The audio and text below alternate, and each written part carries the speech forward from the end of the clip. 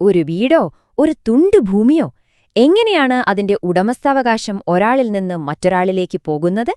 അത് നമ്മൾ വിചാരിക്കുന്നത് പോലെ അത്ര ലളിതമായൊരു കാര്യമാണോ? ചിലപ്പോളതെ. പക്ഷെ മറ്റു ചിലപ്പോൾ നിയമത്തിന് അതിന്റേതായ ചില വഴികളുണ്ട്, നമ്മളെ ശരിക്കും അതിശയിപ്പിക്കുന്ന വഴികൾ. അപ്പോ നമുക്ക് ആ വഴികളിലൂടെയൊന്ന് സഞ്ചരിച്ചു നോക്കിയാലോ? നമുക്ക് ഈ ഒരു ചോദ്യത്തിൽ നിന്ന് തുടങ്ങാം. ഒന്ന് ആലോചിച്ചു നോക്കിക്കേ, ഒരു സ്ഥലത്തിന് നിയമപരമായി ഒരു ഉടമസ്ഥൻ ഇല്ലാതായി എന്ന് കരുതുക. പിന്നെ എന്ത് സംഭവിക്കും?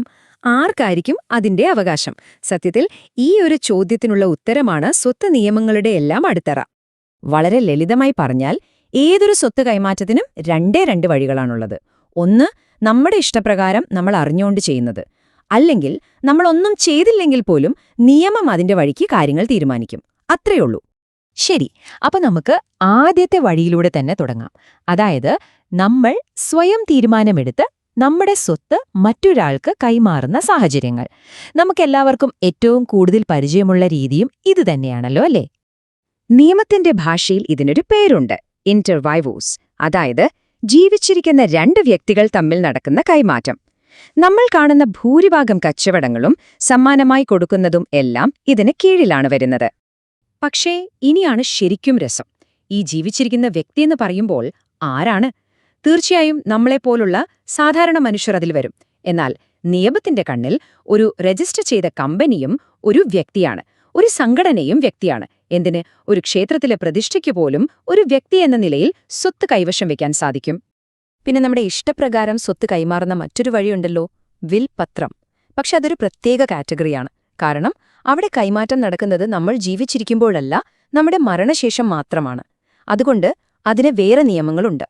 ഇനി നമുക്ക് രണ്ടാമത്തെ വഴിയിലേക്ക് വരാം. ഇവിടെ നമ്മുടെ ഇഷ്ടങ്ങൾക്കോ തീരുമാനങ്ങൾക്കോ ഒരു റോളുമില്ല. നിയമം സ്വയം കാര്യങ്ങൾ ഏറ്റെടുക്കുകയാണ്. ചില പ്രത്യേക സാഹചര്യങ്ങളിൽ നിയമം എങ്ങനെയാണ് സ്വത്തിന്റെ ഉടമസ്ഥാവകാശം ഓട്ടോമാറ്റിക്കായി മാറ്റുന്നതെന്ന് നോക്കാം. ഇതിന് ഏറ്റവും നല്ലൊരു ഉദാഹരണമാണ് പാപ്പരത്തം അഥവാ ഇൻസോൾവൻസി. ഒരാൾക്ക് താങ്ങാനാവാത്ത കടം വരുമ്പോൾ കോടതി അവരെ പാപ്പറായി പ്രഖ്യാപിക്കും.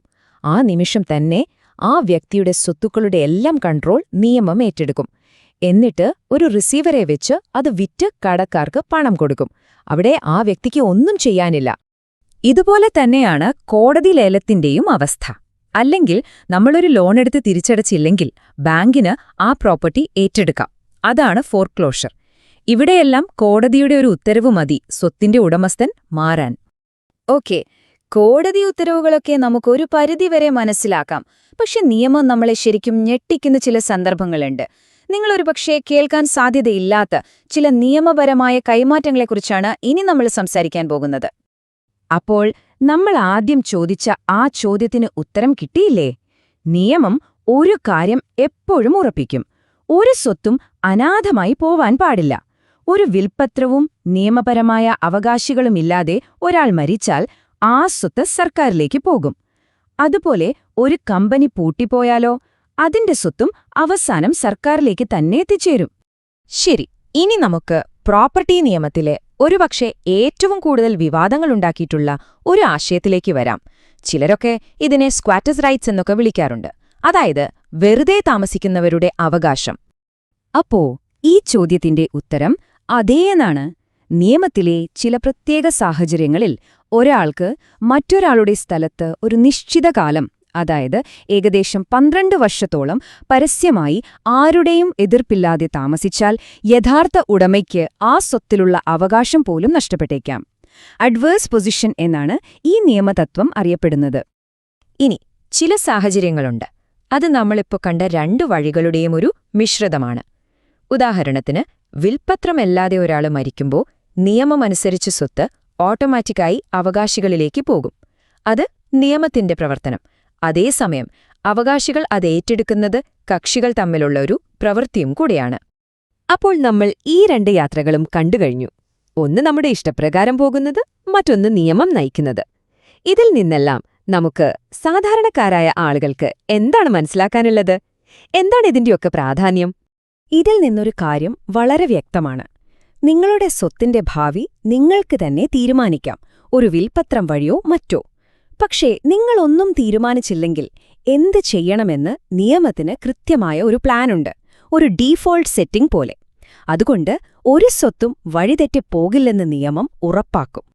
അപ്പോ ഇത് നമ്മളെ അവസാനത്തെ ഒരു ചോദ്യത്തിലേക്ക് എത്തിക്കുകയാണ്. ഈ 2 വഴികളെക്കുറിച്ച് ഇപ്പോൾ നിങ്ങൾക്കറിയാം. ഒന്ന് നിങ്ങളുടെ നിയന്ത്രണത്തിലുള്ളതും മറ്റൊന്ന് നിയമത്തിന്റെ നിയന്ത്രണത്തിലുള്ളതും.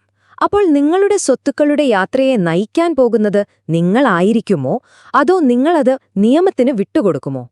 ഒന്ന് ചിന്തിച്ചു നോക്കേണ്ട കാര്യം തന്നെയാണല്ലേ?